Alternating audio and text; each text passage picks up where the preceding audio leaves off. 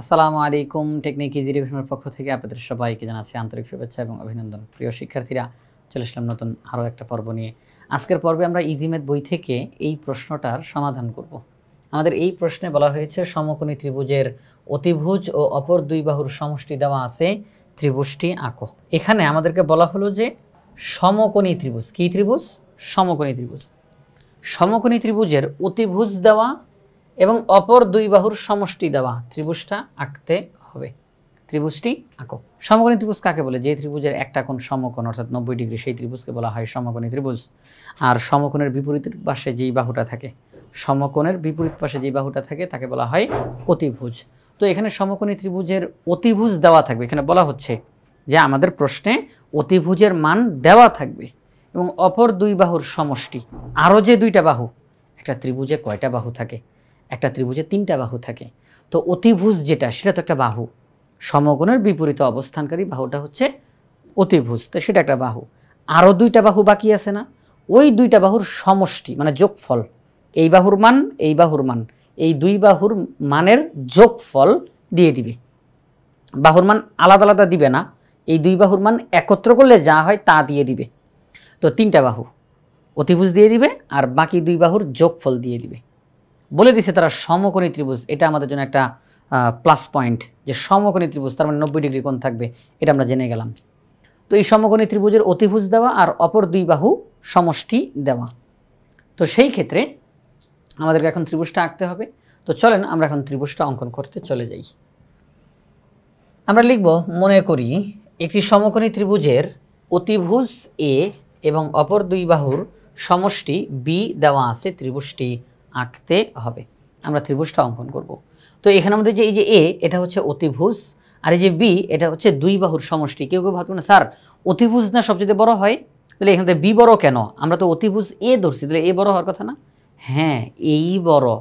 আর এই বি, এটা তো একটা বাহু না, এটা তো দুই বাহুর যোগফল হচ্ছে এই বি, দুইটা বাহুর যোগফল বি। সুতরাং অবশ্যই দুই বাহুর যোগফল তো তৃতীয় বাহুর চাইতে বড় হবেই, দুইটা বাহুর যোগফল তো অবশ্যই অতিভুজের চাইতে বড় হবেই, তাই না?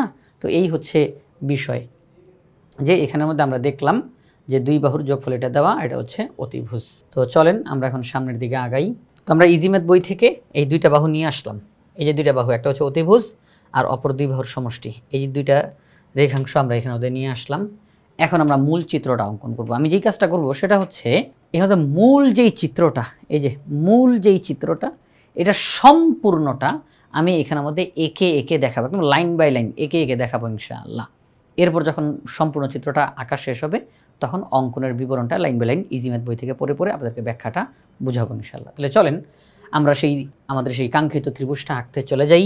যে কোনো একটা রশ্মি নেই, যে কোনো একটি রশ্মি নেই, নামকরণ এখানের মতো করব ইএফ, ইএফ রশ্মি নেই। এবার ই বিন্দুতে লম্ব অঙ্কন করি, লম্ব। ই বিন্দুতে সমকোণ অঙ্কন করি। তাহলে আমরা এখন লম্ব অঙ্কন করলাম। এখন লম্বের রেখাটা এখানে দিই। তাহলে আমরা এখানের মধ্যে এই যে লম্বর রেখাটা দিলাম, তাহলে লম্ব অঙ্কন করলাম, নাম দেই, এটার মধ্যে নাম দিব ইডি। তাইলে ইডি লম্ব অঙ্কন করি। এখন দুই বাহুর সমষ্টি যে দেওয়া আছে, আমরা সেই সমষ্টির মাপ নেই, সমষ্টির মাপ নিলাম। এখন ই বিন্দুতে বসিয়ে কাটবো। আচ্ছা, ই বিন্দুতে বসিয়ে কাটলাম, সেই বি এর সমান করে ইসি অংশ কাটি, বি এর সমান করে ইসি অংশ কাটি, বি এর সমান করে, কার সমান করে? বি এর সমান করে ইসি অংশ কাটি। এখন আমরা এই যে এখানে যে কোণটা আছে সমকোণ 90 ডিগ্রি, এই কোণটাকে সমদ্বিখণ্ডিত করব। এই কোণটাকে সমদ্বিখণ্ডিত করব, মানে সমান দুই ভাগে ভাগ করে ফেলবো। এই কোণটাকে সমদ্বিখণ্ডিত করতে পারি কিভাবে করে? ঠিক এখানে বসাবো, এই কোণের অর্ধেকের বেশি মাপ নিব। এবার এইদিকে একটা বৃত্তচাপ, এবার এখানের মধ্যে বসাই, এবার এইদিকে একটা বৃত্তচাপ। এবার আমরা রেখা টানি। আচ্ছা, রেখা টানলাম ইএইচ, ইএইচ। আমরা এই কোণ ইকে সমদ্বিখণ্ডিত করলাম ইএইচ সমদ্বিখণ্ডক দ্বারা। যেই রেখা দ্বারা কোনো একটা কোণকে আমরা সমান দুই ভাগে ভাগ করে ফেললাম, ওই রেখাটাকে বলা হবে সমদ্বিখণ্ডক। সমান দুই ভাগে ভাগ করে ফেলেছে। এখন আমরা এই অতিভুজ যেটা, তার সমান করে আমি সম্পূর্ণ চিত্রটা আঁকার পর একদম সবগুলোর প্রমাণ সহ আপনাদেরকে আমি দেখাবো ইনশাল্লাহ, বুঝাবো ইনশাল্লাহ। আচ্ছা, এই অতিভুজের সমান মাপ নিয়ে অতিভুজের সমান ব্যাসার্ধ নিয়ে, অর্থাৎ অতিভুজ মানে কি এ এর সমান ব্যাসার্ধ নিয়ে একটা বৃত্তচাপ অঙ্কন করব, যেটি কিনা এই যে EH যেই রেখাটা আছে তাকে দুইটা বিন্দুতে ছেদ করবে, দুইটি বিন্দুতে ছেদ করবে। একটা বিন্দু হচ্ছে এই যে এই বিন্দুটা, একটা বিন্দু হচ্ছে এই বিন্দুটা, নাম দিতে পারি একটা হচ্ছে A আরেকটা হচ্ছে A প্রাইম। অর্থাৎ এ এর সমান করে এ এর সমান ব্যাসার্ধ নিয়ে সি বিন্দুতে বসিয়ে EH এর উপর একটি বৃত্তচাপ অঙ্কন করি, যা EH কে A ও A প্রাইম বিন্দুতে ছেদ করে। আবারও বলতেছি, এ এর সমান ব্যাসার্ধ নিয়ে সি বিন্দুতে বসিয়ে EH এর উপর একটি বৃত্তচাপ অঙ্কন করি, যা EH কে A ও A প্রাইম বিন্দুতে ছেদ করে। এবার আমরা যোগ করে দিব, সি এর সাথে A যোগ করব, সি এর সাথে A প্রাইম যোগ করব। আমরা স্কেল নিয়ে নিলাম, স্কেল দিয়ে যোগ করে দিব। আচ্ছা, এই যে যোগ করে দিলাম, এটা যোগ করা শেষ। এখন আমরা এখানে যোগ করব, A প্রাইমের সাথে C যোগ করব, A প্রাইমের সাথে C যোগ করব, A প্রাইমের সাথে C যোগ করে দিলাম। তো দেখেন এই AC কিন্তু A এর সমান, AC হচ্ছে A এর সমান, এই A প্রাইম C এটাও কিন্তু A এর সমান। হ্যাঁ, AC এটাও A এর সমান, A প্রাইম C এটাও A এর সমান, কারণ A এর সমান ব্যাসার্ধ নিয়েই কিন্তু আমরা C বিন্দুতে বসিয়ে বৃত্তচাপ অঙ্কন করেছি, যেটা এই দুইটা বিন্দুতে ছেদ করেছে। দুই বিন্দুর সাথে C যোগ করে দেই, তাহলে এই AC হচ্ছে A এর সমান, A প্রাইম C ও হচ্ছে A এর সমান। এখন আমরা এই A প্রাইম থেকে ECর উপরে লম্ব অঙ্কন করব, A বিন্দু থেকে ECর উপর লম্ব অঙ্কন করব। লম্বটা অঙ্কন করতে পারি কিভাবে করে, ঠিক এই A প্রাইম বিন্দুতে পেন্সিল কম্পাসের কাঁটাটা বসিয়ে পেন্সিলটাকে EC এর কাছাকাছি এনে এরপর আমরা একটা বৃত্তচাপ অঙ্কন করব। বৃত্তচাপটি দুইটা বিন্দুতে ছেদ করেছে, আপনারা সবাই দেখতে পাচ্ছেন। এই যে একটা বিন্দুতে ছেদ করেছে, এখানে একটা বিন্দুতে ছেদ করেছে। এখন আমরা এই দুইটা বিন্দু যেটা পেলাম, এই বিন্দু আর এই বিন্দু, তার অর্ধেকের বেশি মাপ নিয়ে, অর্থাৎ সহজ কথায় এই যে দুইটা বিন্দু আপনারা দেখতেছেন, দুইটা বিন্দুতে ছেদ করেছে, এই দুইটা বিন্দুর অর্ধেকের বেশি মাপ নিয়ে এদিকেও বৃত্তচাপ, এখানে বসে এইদিকে বৃত্তচাপ, দুইটা বৃত্তচাপ অঙ্কন করব একই পাশে। সহজ কথায় সমদ্বিখণ্ডিত, যতটুকু মাপ নিলাম এটাকে সমদ্বিখণ্ডিত করব, যেই সিস্টেমে আমরা করে থাকি সমদ্বিখণ্ডিত, ওই সিস্টেমে আমরা সমদ্বিখণ্ডিত করব। স্যার একটা কারেকশন আছে, আপনিও তো দেখছেন, রয়েছে এই যে এইমাত্র আমার পিছন দিয়ে আরেকজন স্যার চলে গেছিলো, ওটা ভিডিওতে ঢুকে গেছে, আমি পড়া বুঝাইতেছিলাম তার মধ্যে, তো আপনি জাস্ট ওই অংশ একটু কেটে দিয়েন বা একটু ম্যানেজ করে দিয়েন, তাইলেই হবে। তাহলে আমরা এই অংশটুকুকে এখন সমদ্বিখণ্ডিত করে দিব। অর্ধেকের বেশি মাপ নেই, এইদিকে এসে বৃত্তচাপ অঙ্কন করি, এই বিন্দুতে বসিয়ে বৃত্তচাপ অঙ্কন করি। এখন আমরা যদি যোগ করে দেই তাহলেই কিন্তু এটা হয়ে যাবে লম্ব। স্কেল দিয়ে করি, আমরা করব কি একদম এই দাগের বাইরে বেরোয়ার কোনো প্রয়োজনীয়তা নেই আর কি। আপনি দাগ দিলে দিতে পারেন এটার বাইরে, কিন্তু এটার প্রয়োজনীয়তা নাই। সেটা হচ্ছে আমরা শুধু এই বিন্দুর সাথে এই যে দুইটা বৃত্তচাপ যে এঁকেছি লম্ব অঙ্কন করার জন্য, স্কেল দিয়ে এই দুটো শুধু সোজা করব। এই বিন্দুটা আর এই দুইটা বৃত্তচাপ যেখানে সেট করছে এই বিন্দু, এই দুইটা বিন্দু স্কেল দিয়ে সোজা করব এবং দাগটা টেনে এই পর্যন্ত নিয়ে আসলাম, তাহলেই যথেষ্ট, আর প্রয়োজন নেই। আমরা এটাকে বলতে পারি বি প্রাইম, নাম দিব, এখানে একটা বি দিব, এখানে বি প্রাইম দিব, নামটা মিলাই দেওয়ার জন্য কোনো সমস্যা নেই, নামটা একটু পরে দিচ্ছি।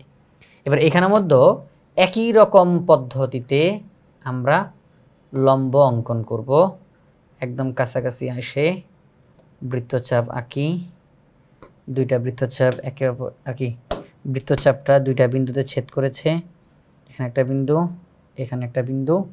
এখন আমরা এটারও একই রকমভাবে সমদ্বিখণ্ডিত করে ফেলব। অর্ধেকের বেশি মাপ নিলাম, নিয়ে এদিকে এসে একটা বৃত্তচাপ একই রকমভাবে এখানের মধ্যে বসাই, এবার এদিকেও বৃত্তচাপ আঁকলাম। স্কেল দিয়ে এখন যোগ করে দিব।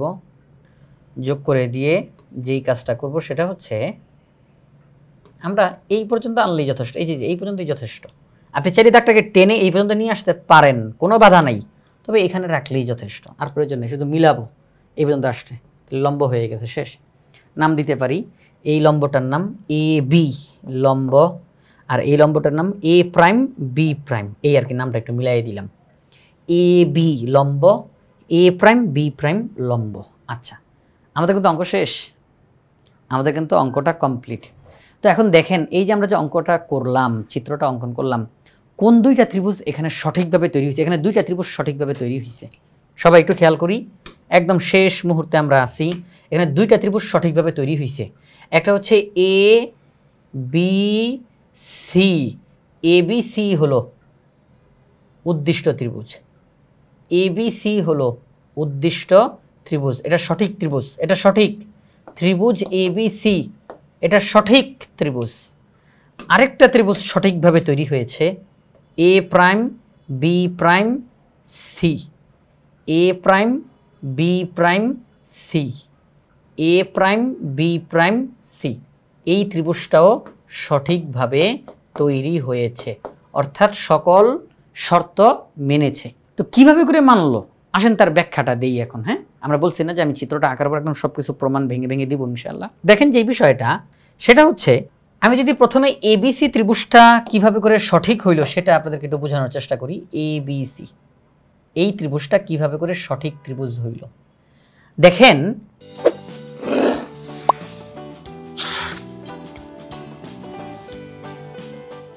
এখানের মধ্যে আমরা 90 ডিগ্রি এঁকেছিলাম, মনে আছে সবার? 90 ডিগ্রিকে তখন আমরা পরবর্তীতে অর্ধেক করে ফেলছি, তাই তো? অর্ধেক করে ফেলছি, তার মানে এখানে 45, তাই না? এখানে 45 ডিগ্রি। 90 ডিগ্রি যখন আমরা অর্ধেক করলাম, এখানে 45 ডিগ্রি। সবাই ভালো করে খেয়াল করেন, এখানে 45 ডিগ্রি। আচ্ছা, আমরা যে লম্ব অঙ্কন করলাম, তার মানে এখানে 90 ডিগ্রি। আচ্ছা, এখানে যদি 90 ডিগ্রি হয় তাহলে নিশ্চয়ই এই পাশে 90, ঠিক না? এই পাশে যদি 90 হয় তাহলে এই পাশে 90 ডিগ্রি। তাহলে দেখেন, এটা 90 ডিগ্রি, এটা 45 ডিগ্রি। আমরা যদি এই ত্রিভুজটা কল্পনা করি, একটু খেয়াল করেন, এই ত্রিভুজটা যদি কল্পনা করি, এটা যদি হয় 90, এটা যদি হয় 45, তাহলে এটা কত? দেখেন, আমি কিন্তু আমার উদ্দেশ্যতে যাব, এবিসি প্রাইমে, এবিসি ত্রিভুজে আমি আসব। এটা নিয়ে একটু খেয়াল করেন।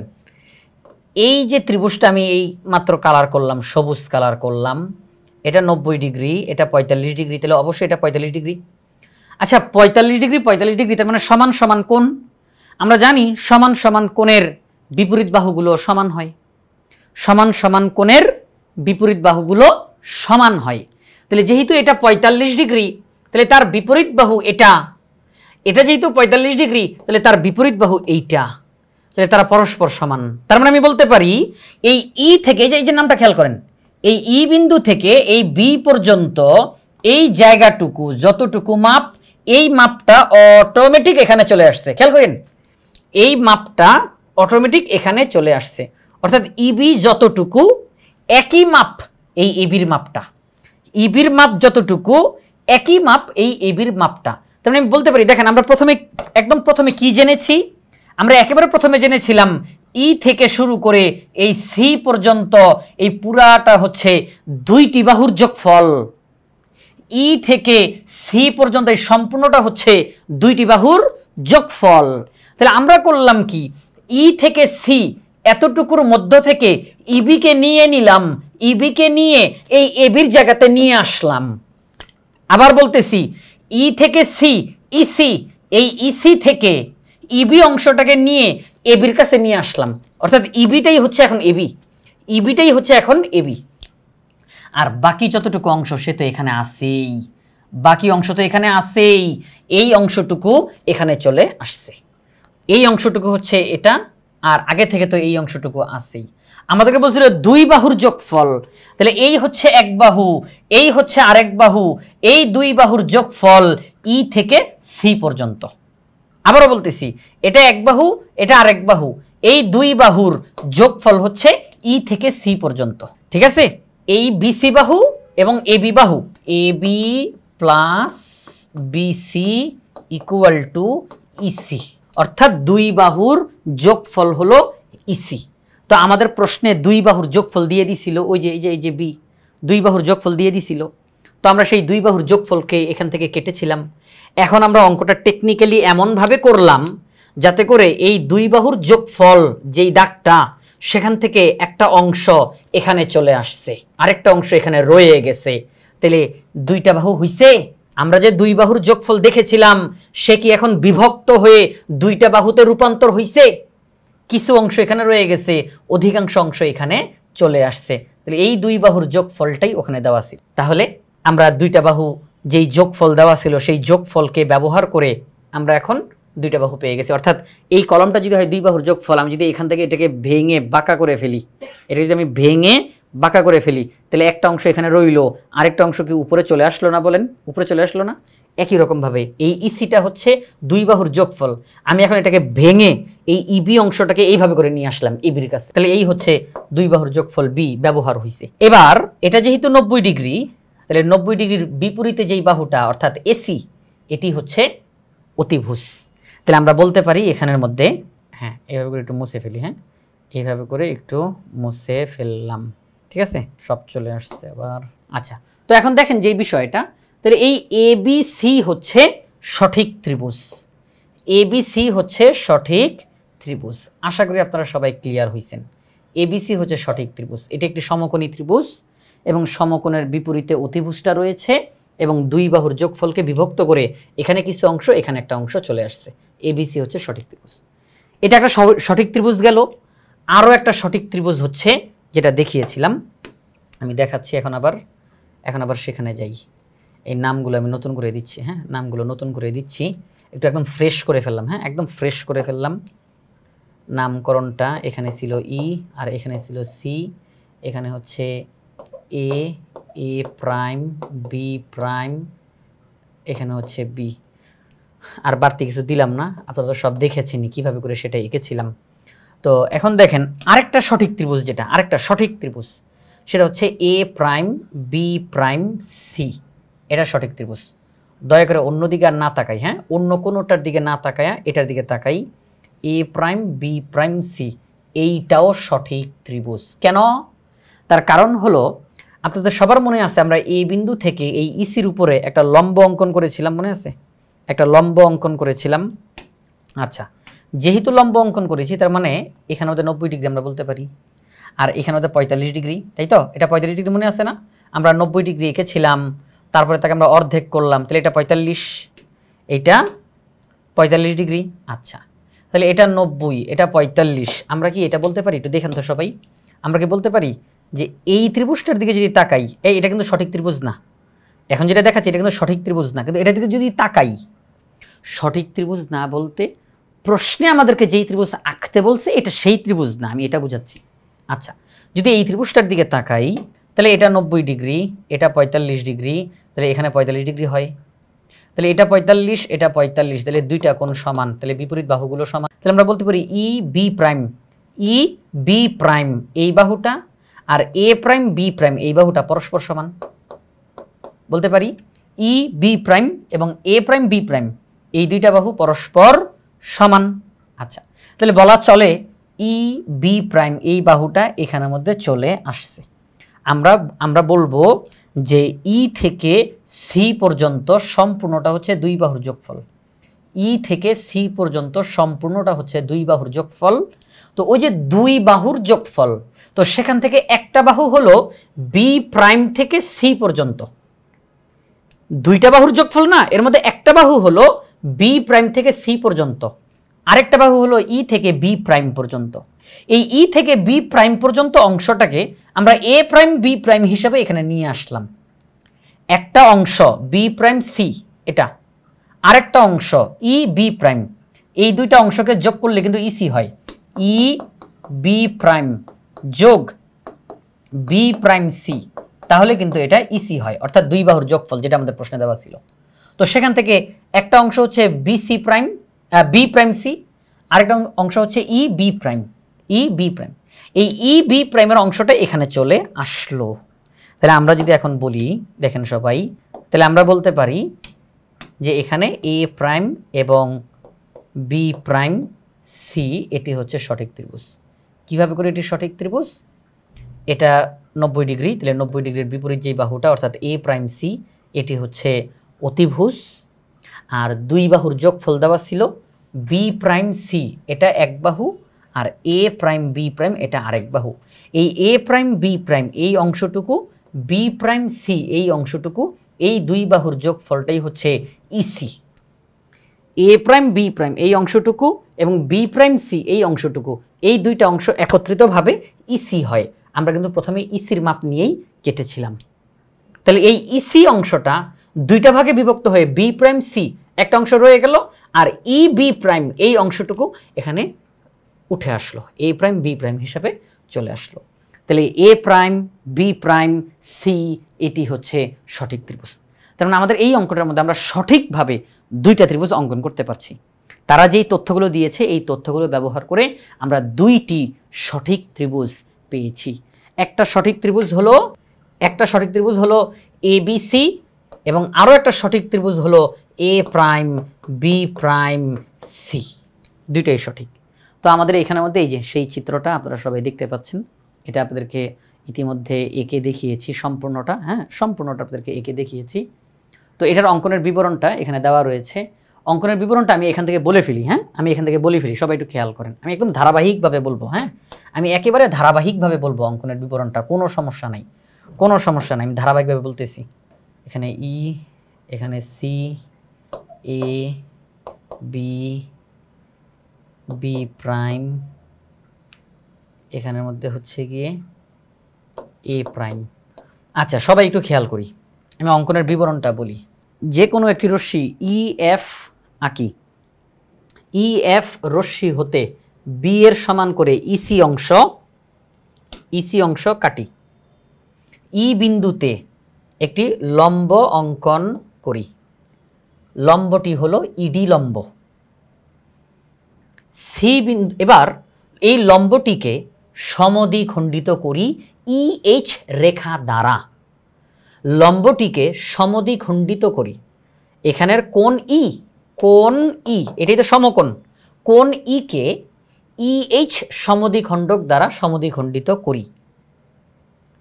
এ এর সমান ব্যাসার্ধ নিয়ে সি বিন্দুতে বসিয়ে ই এইচ এর উপরে একটি বৃত্তচাপ অঙ্কন করি।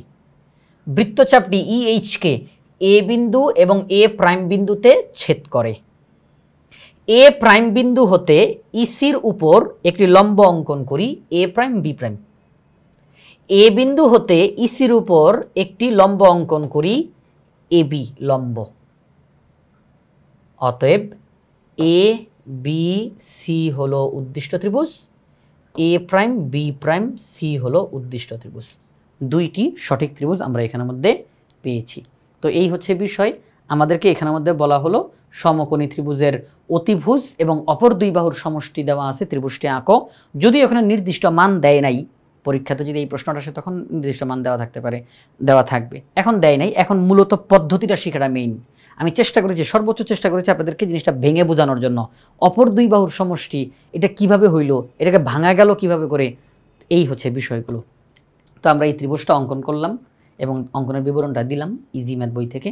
আমাদের ইজি ম্যাথ বইয়ে প্রত্যেকটা প্রশ্নের পাশে একটা করে কিউআর কোড দেওয়া থাকবে, যেই কিউআর কোড স্ক্যান করা মাত্রই ওই নির্দিষ্ট প্রশ্নটি সমাধানের ভিডিও আপনারা দেখতে পাবেন, যেটা আপনাদের জন্য অনেক বেশি উপকারী হবে। তাই আশা করব আপনারা সবাই ইজি ম্যাথ বইটি সংগ্রহ করে ফেলবেন ইনশাআল্লাহ।